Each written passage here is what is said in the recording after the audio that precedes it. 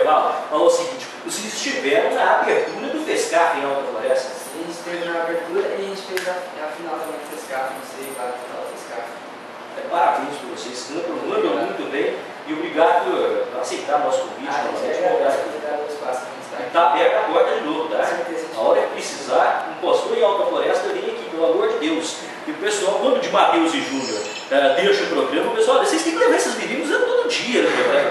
É isso mesmo, que o povo de casa está cansado de ver tragédia, o povo de casa está cansado de ver também as coisas denúncias, as mazelas, que infelizmente não é da nossa vontade, nós somos comunicadores e temos que mostrar tudo o que acontece. Tá? Agora, infelizmente, as mazelas elas acontecem, os descasos eles acontecem, o povo de casa está cheio disso, está querendo ter coisa boa também. Eu vou para o intervalo, eu já vou em cima da música deles de novo, de Matheus e Júnior, volto em instante para você, faltam 2 para as 13 horas. Tá? Fique com o de Matheus e Júnior e eu volto em instantes aqui, tem muito mais informação, não saia daí. Será que eu sou bandido?